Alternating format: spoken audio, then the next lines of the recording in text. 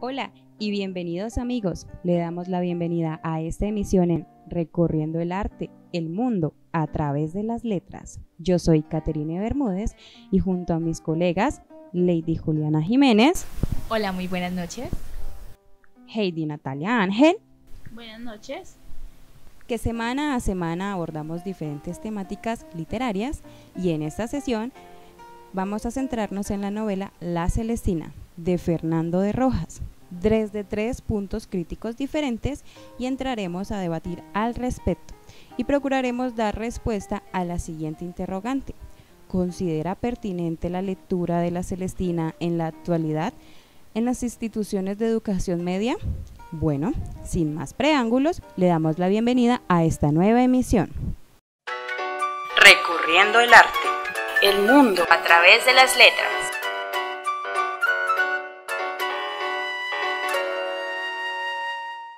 Para comenzar, vamos a hablar un poco de quién es este personaje, pues Fernando de Rojas, ya que nace para 1465 en la Puebla de Montalbán, España. Falleció en 1541 en Talavera de la Reina, también en España. Tenemos muy poca información, por no decir casi nada, sobre su niñez y adolescencia. Tenemos conocimiento de que estudió en la Universidad de Salamanca y sus profesiones fueron alcalde, abogado y escritor, aunque en algunas ocasiones pues, se le ha calificado de dramaturgo por la naturaleza diáloga que tiene en su única obra La Celestina, aunque hay polémica sobre esto, ya que se dice que hay poca escasez de elementos esenciales del género dramático. Conociendo esta pequeña introducción, vamos a darle paso a mi compañera. Bueno, La Celestina es una comedia o tragicomedia que cuenta la historia de Calisto. Este es un joven de noble familia que un día, persiguiendo un halcón, entra en el jardín de una doncella también noble, llamada Melibea, y queda rendidamente enamorado de ella, pero es rechazado. Su criado Sempronio lo conduce hasta una vieja alcahueta y hechicera llamada Celestina, con el fin de que medie en sus propósitos. Esta consigue que la joven acceda a los requerimientos de Calisto, mientras Sempronio y Parmeno, criados y confidentes de Calisto y Celestina, disputan por conseguir las máximas ventajas económicas de los conciertos de esta pasión amorosa. En la obra se nos ofrece una visión de que el amor humano, fusión de elementos contrarios, es una pasión que lo mueve todo, pero que hace a los hombres tan impacientes y necios que lo anteponen al amor divino. Bueno, Heidi, y es que recordemos que la obra aparece pocos años antes de que las ideas renacentistas se impusieran en toda Europa. Tal es así que la obra posee rasgos medievales, pero también, y es importante decirlo, numerosas características propias de la concepción que del hombre y del mundo se tendrá en el Renacimiento.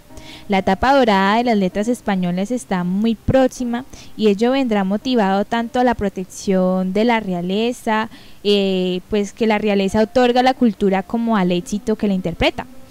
Digamos que cuyos principios básicos eran conocidos por los chinos varias centurias antes de que Gutenberg publicara su Biblia de 42 líneas en 1455. Además, digamos que en la época en la que Rojas escribía La Celestina, los reyes católicos observaban como un nuevo estamento, pues en este caso la burguesía, se abría paso a la sociedad de la época. De otras características medievales de La Celestina, digamos que La Celestina destaca el afán moralizador, pues los personajes que incurrieron en el pecado, que el pecado pues encuentra, y la muerte a modo de castigo divino, como los elementos renacentistas, pues cabe señalar el disfrute de la vida o el paganismo. Digamos que La Celestina también es el nombre en el que se ha popularizado la tragicomedia de Calisto y Melibea, como ya habías comentado. Digamos que atribuía, pues, como ya hemos comentado pues en este podcast, a Fernando de Rojas. Su composición, digamos, se remonta a los últimos años del siglo XV, como ya habías comentado, durante el reinado de los reyes católicos en España, y su extraordinario éxito editorial empezó pues en el siglo XVI y continuó con altibajos hasta su prohibición en 1792, ¿pueden creerlo? por su argumento amoroso, su finalidad didáctica, la abundancia de citas de autoridad, la elección de personajes, su forma dialogada y pues su más probable vinculación a un entorno universitario. Se ha considerado a la Celestina un ejemplo como sui generis de comedia humanística, aunque hay quien prefiere considerarla como un híbrido entre novela y drama. Su influencia en ambos géneros es muy notable hasta el punto de que es posible hablar del género celestinesco, en el que se incluyen tantas obras desarrolladas directamente a partir de su trama, sus personajes o sus temas. Como ambientes o personajes celestinescos en comedias y novelas que en principio nada tienen que ver con la Celestina como tal. Bueno, y ha sido muy grata toda esta información que hemos aprendido hasta ahora, pero vamos a ir a un pequeño corte comercial y ya volvemos. Bueno, ahora sí, volvemos a este episodio. Y bueno, Heidi, tú nos habías comentado que nos querías hablar de un capítulo del libro de Andrea Augusta Aguilar que habla de la construcción y deconstrucción del personaje. Claro, Lady. Mira que este texto me pareció muy interesante porque, como tú mencionaste, habla acerca de la construcción y la deconstrucción de los personajes en la obra. Nos habla acerca del etos. Nos dice que la construcción de un personaje en el proceso discursivo nos lleva a analizar el etos de Celestina como algo enunciativo. Según Amosi, dice que cada acto de tomar la palabra implica la construcción de una imagen de uno mismo. Entonces, para construir tal imagen en la Celestina en el momento del discurso, deja huellas de esta, como lo es su estilo expresivo, su voz y su cuerpo, su cosmovisión y el conocimiento sobre ciertos temas y elecciones de idioma que permiten, tanto en lo particular como en lo universal, construir su imagen como enunciador. Esto haciendo referencia a que el personaje se construye solo, por medio del diálogo. Entonces volvemos a algunos conceptos antiguos, centrándonos principalmente en la teoría de Aristóteles, que es el responsable de sistematizar la retórica como arte de persuasión. Fue con este que el concepto de etos se colocó como un punto fundamental para el ejercicio de la persuasión. Según Aristóteles, hay 3 métodos por los cuales el hablante puede persuadir a la audiencia, que son el carácter del hablante, que es representado con el etos, las pasiones despertadas en los oyentes, que son representadas con el patetismo, y el discurso mismo, que es representado con el logos. Durante este proceso discursivo, el oyente está convencido por las 3 pruebas. El patetismo es la representación de los sentimientos del auditorio en sí. Los principales destinatarios son Sempronio, Parmeno, Calisto y Melibea. Entonces, para convencer a su audiencia privada de que se adhiera a sus propósitos, Celestina impresiona, seduce y basa los argumentos en lo que es la pasión para aumentar su poder de persuasión. De esta manera, el patos se conecta con el oyente, donde éste recae, digamos, como toda esa carga afectiva generada por los logotipos del hablante, y este último, a su vez, siendo el discurso, logra convencer por sí mismo y por los argumentos utilizados al momento de la comunicación. El etos entonces está principalmente ligado a la Celestina, a su carácter, a su virtud, en la confianza que puede generar a los sirvientes y los ricos. Este etos será el carácter de Celestina representado a través del discurso y la imagen del yo creada con la intervención del habla del otro, y jugará un papel importante en lo que viene siendo la persuasión. Para describir el carácter de Celestina, podemos decir que es una mujer ambiciosa, astuta, experta en el arte de engañar y convencer. Es codiciosa y demoníaca en cierto sentido porque vive de vicios, pasiones prohibidas y se aprovecha de las debilidades morales de otros personajes. Entonces su existencia está justificada más que todo por el hecho de que esa sociedad urbana del Renacimiento necesita sus servicios para satisfacer sus adicciones y poder complacer sus debilidades morales. Ella es el personaje más antiguo de la obra, y esta es una característica que te permite tener más experiencia y conocimiento de la naturaleza y las pasiones humanas de esta más que de los demás, para incluso conducir el diálogo a su propia conveniencia. Los otros personajes, por su parte, persiguen jerárquicamente el amor y la fortuna, por lo tanto ella busca principalmente los medios de cómo sobrevivir. Entonces el etos discursivo de Celestina nos plantea varias cuestiones de afectividad, tanto en la audiencia universal como en sus destinatarios. La audiencia privada, las características de este etos entonces aumentan la importancia de elementos como la credibilidad y la confianza en esa experiencia adquirida a lo largo de su camino y que constituyen lo que sería el etos prediscursivo.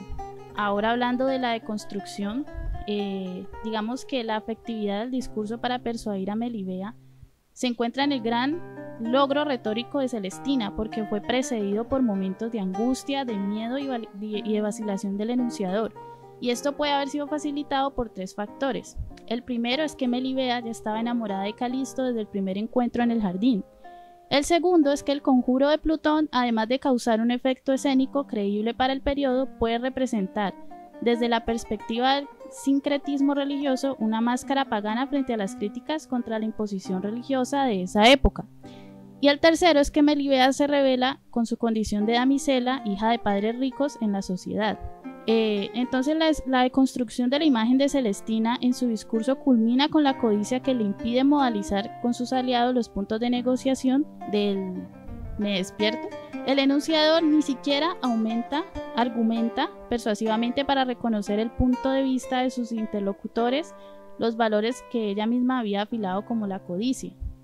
Por lo menos en la escena 9 del acto 12, los primeros indicios que llevarían a la descalificación de la Celestina en el discurso.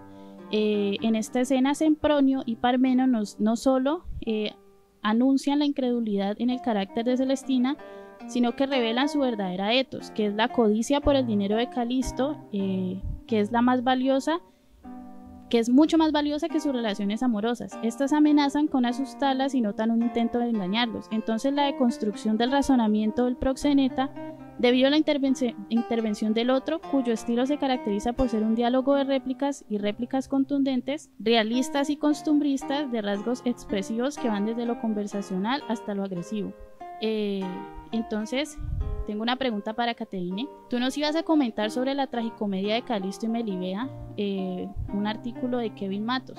Claro que sí, Heidi. Es más, me encuentro muy impresionada con todo lo que tú nos presentas, y mi texto nos habla ya sobre el amor y la razón en la novela pues La Celestina como objeto de estudio, donde las características dialógicas y las posiciones de los personajes principales son discutidos por diferentes posiciones, como filósofos. Bueno, pues qué filósofos. Ahí en el texto nos habla sobre Petrarca, el cual indica que el amor revela la razón, conduce a error, a un desgarramiento del enamorado, que no es ya capaz de juzgar rectamente, y como resultado de su ofuscación fundamenta su vida en engaños.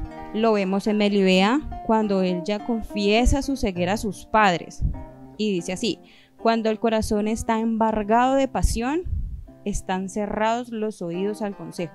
Eso lo vemos en la página 332. Y bueno, cuando el corazón está enamorado, está cerrado la razón, es decir, el gladium, a lo que aquí se menciona como el gozo, habla por ella a la razón, que en el texto nos habla la razón. Pero bueno, ¿quién es este personaje? ¿Quién es Melibea? Pues ella es una joven de alta cuna, la cual representa el ideal de la mujer de la época. Tiene características de nobleza, es bella, es inocente, pero también su comportamiento es muy centrado, ya que ella no cae en los halagos de este joven así a primera vista como lo hizo, sino hasta que éste contrata a Celestina para lograr hechizarla, y en ese momento pues caer a sus pies. Esta mujer se enamora, entrega su virginidad, entrega su alma y finalmente termina por acabar su vida cuando descubre que Calisto ha fallecido. Pero los teólogos también tienen otro punto muy importante sobre el amor. Claro, sí, ven, quiero comentarte, imagínate que ellos hablan que el amor es ese apetito desordenado y peligroso que tiene por sede el alma racional. Imagínate lo que ya nos está comentando aquí los teólogos, donde este conduce a la locura y desvía a los amantes de la virtud. O sea, ya estamos hablando de la virtud en este punto. Al no prestar atención a la razón, el amor corrompe lo que se le dice ya el alma. pero, los moralistas aristotélicos tomistas tienen otro punto, o sea, ya no tenemos 2, sino 3 puntos, donde dicen que, cierto, es un texto muy fructuoso, ya que estos dicen que dominar las pasiones afirman la supremacia, es decir, la superioridad del libre albedrío. Bueno, estamos hablando aquí ya sobre virtud, sobre albedrío, estamos tocando diferentes temáticas, pero aquí nos mencionan algo que se me hace impresionante, pero no poco creíble. Ya aquí se nos habla del amor como una enfermedad. Imagínense, ya estamos tocando el amor como una enfermedad. Yo cuando pienso en enfermedad me imagino que una gripa. Aquí resulta que ya enamorarse es una enfermedad, pero pues en esta época, ¿cierto? Donde corrompe, pues imagínate una enfermedad, donde corrompe el juicio, corrompe la razón, pero ¿quién salió con esta idea? Pues nada más y nada menos que Bernardo de Gordonio. Y sí, este nos cuenta que se trata pues de conducir a una locura, incluso a la muerte, y ejemplifica aquí a nada más y nada menos que a Calisto, cuando éste fallece huyendo de la alcoba de Melibea. Bueno, esta enfermedad se basa en falsas opiniones donde el objeto amado es mucho mejor en todo sentido, hermoso, deseable, y se quiere obtener todo, es decir, todo. Entonces la cura es erradicar a como dé lugar aquella falsa opinión, pues esta trastorna el correcto funcionamiento de la virtud. Imagínense ya lo que dice este personaje, pero los naturalistas vienen y dicen, no, estos son los defensores de la moralidad, de la tragicomedia. Es el libre albedrío tal como plantea Aristóteles y Tomás de Aquino, para quienes la felicidad y la virtud dependían de poder gobernar las pasiones. Pues estos naturalistas salmartinos proponen que el amor no puede ser racional. No, todo lo contrario, el amor por necedad anula la razón. Y es que para un naturalista el amor no reside en el alma racional, no señor, sino que en el alma sensitiva. De ahí queda fuera del gobierno de la razón. Esto lo podemos encontrar nada más y nada menos que en la página 10 del documento que nos ha tratado Kevin Matos. Pero incluso hay personajes que han catalogado pues esta obra de la Celestina al punto de maldecirla, o sea, darla como incitación y adulterio, malas prácticas.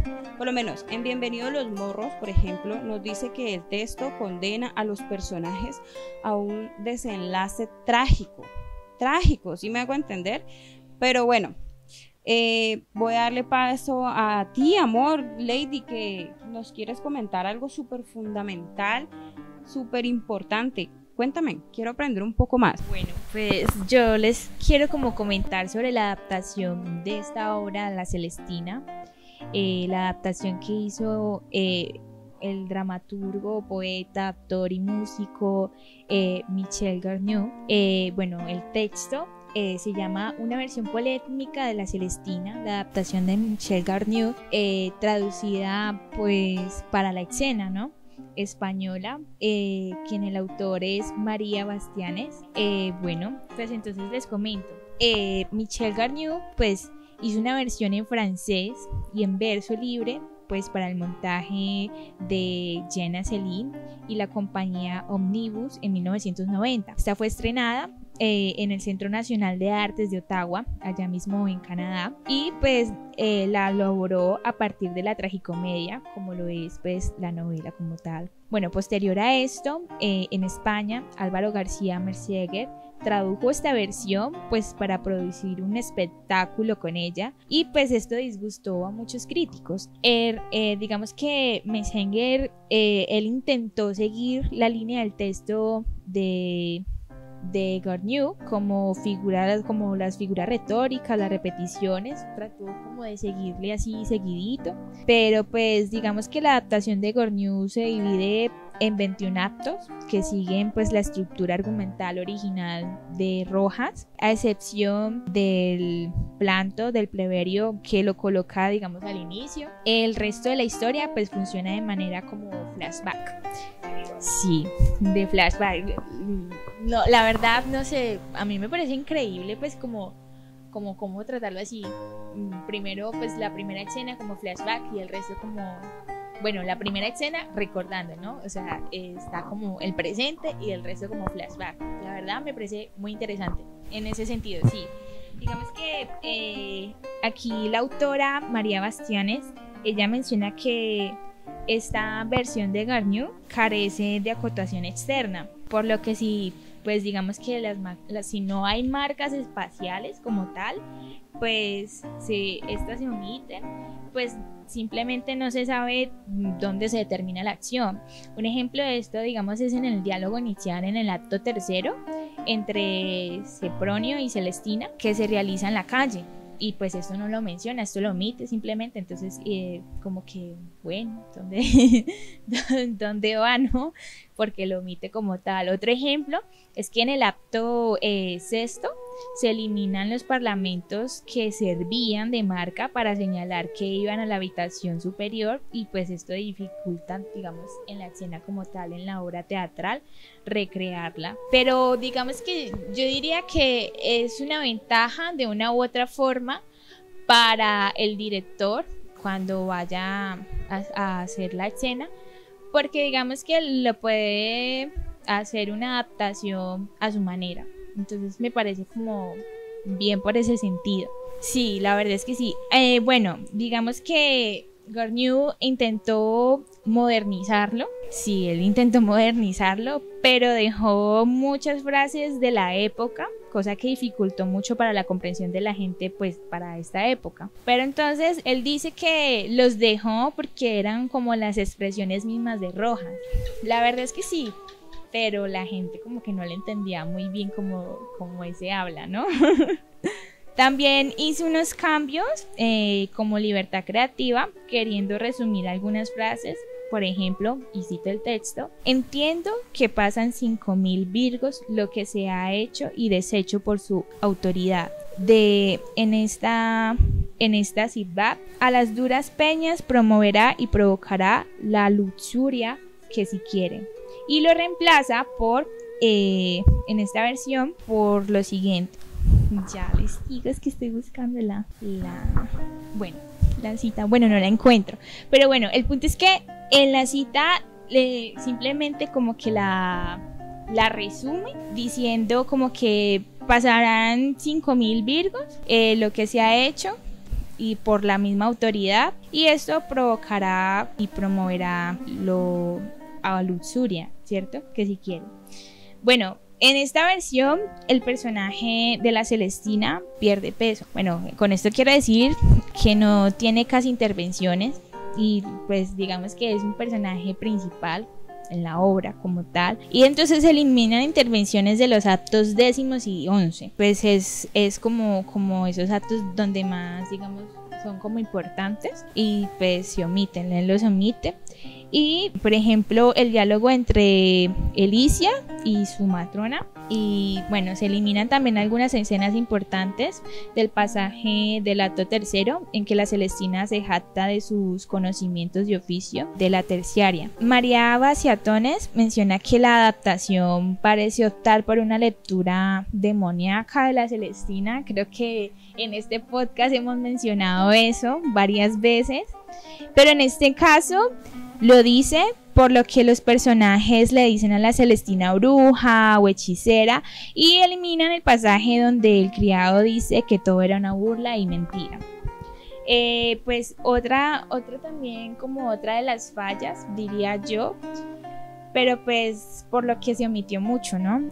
Son los criados de Calisto, que también, digamos, pierden peso, a excepción de Tristán, en especial Parímeno, que pues digamos que en esta adaptación elimina una gran parte de los apartados de él, de los criados, en el acto, por ejemplo, el sexto y el acto 11.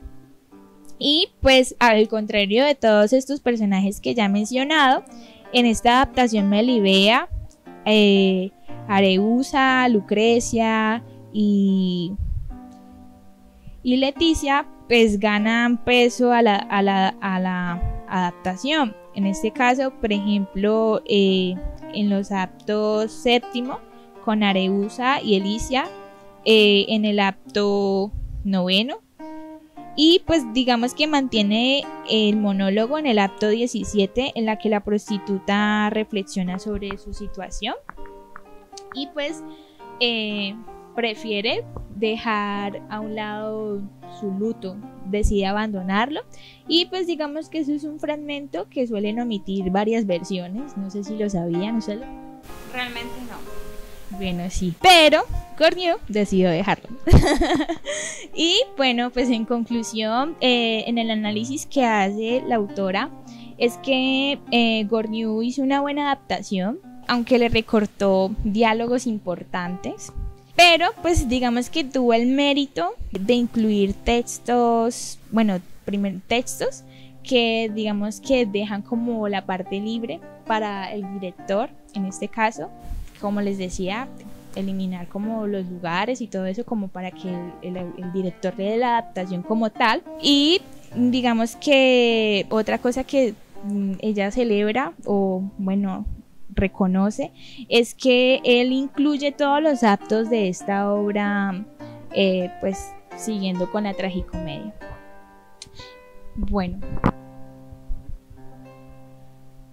Bueno, ha sido increíble todos estos puntos que hemos abordado. Ha sido increíble todos estos puntos tan diversos y tan conectados al mismo tiempo que hemos ido abordando. Pero pues vamos a dar una pequeña pausa comercial para que reposen, se tomen alguito y continúen con nosotros aquí en Recorriendo el Arte, el mundo a través de las letras. Recorriendo el arte, el mundo a través de las letras.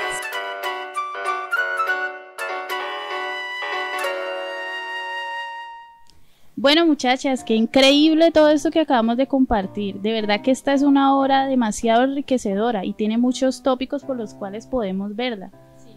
Pero entonces yo les quería preguntar a ustedes y a nuestros oyentes, ¿ustedes consideran pertinente la lectura de la Celestina en la actualidad, especialmente en las instituciones de educación media que conocemos como décimo y undécimo?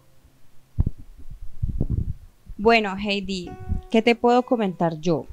Realmente me parece súper importante abordar los clásicos, sí, es cierto, pero creo que primero hay que darle una apertura a esta temática y para poder abordar esta obra, porque bueno, realmente nos vamos a encontrar con una época muy diferente, vamos a tratarla desde puntos de vista muy distintos, pero sí sería interesante poder entrar primero con unos conocimientos y ahí sí abordar como tal la novela, ya que nos habla desde muchas formas diferentes, así como lo has dicho Heidi. Me parece muy interesante esta pregunta y poder responderla. ¿Tú qué opinas? Cuéntame, Lady, ¿tú qué opinas sobre esto? Bueno, pues yo digo que, como tú dices, sí es importante como abordar primero como la obra, ¿cierto? Pero yo digo que sí y no. Sí, en el sentido que sería bueno, digamos, que haya alguien que esté como guiando a los chicos de décimo y once, como para irlos guiando de la importancia de la obra, ¿no? Pero ya al leerla como tal, la verdad me parece, no sé, yo digo que hoy en día los jóvenes casi no leen, y eso lo hemos notado, creo que contigo estuvimos haciendo una encuesta sobre ello, sobre la lectura en los jóvenes, y notamos que casi no... Estoy totalmente de acuerdo. Exacto, entonces digamos que sería como complejo porque la obra maneja un lenguaje complejo de la época como tal, entonces digamos que sí sería bueno, pero acompañado. No sé, ¿tú qué opinas, Heidi? Pues muchachas, yo concuerdo con ustedes. Yo pienso que esta obra requiere cierto grado de madurez para poder ser comprendida por su valor literario como tal. Y la mayoría de estos jóvenes que se encuentran en una edad donde aún conservan como ciertos prejuicios y un pensamiento bastante superficial en algunos aspectos. Necesitarían una formación más crítica para poder leerla con gusto, para poder entenderla y para no verla como una obligación, ya que esta es la manera en que los jóvenes consideran las lecturas que son propuestas en las escuelas como una obligación y no les sacan el interés y el gusto por hacerlo. Y también pienso que primero se debe generar en ellos el gusto por acercarse a estas obras, mostrándoles historias que se adapten un poco más a su construcción de perspectivas.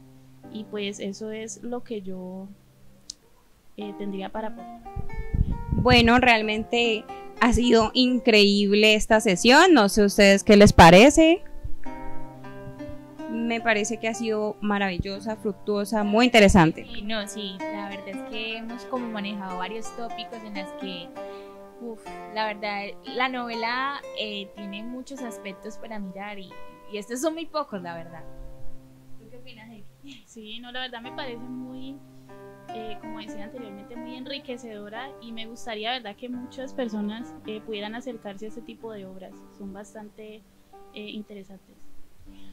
Bueno, queridos oyentes, le damos las gracias por sintonizarnos en esta nueva emisión. Esperamos que lo hayan disfrutado tanto como nosotros. No siendo más, nos despedimos de esta y en Recorriendo el Arte, el mundo a través de las letras.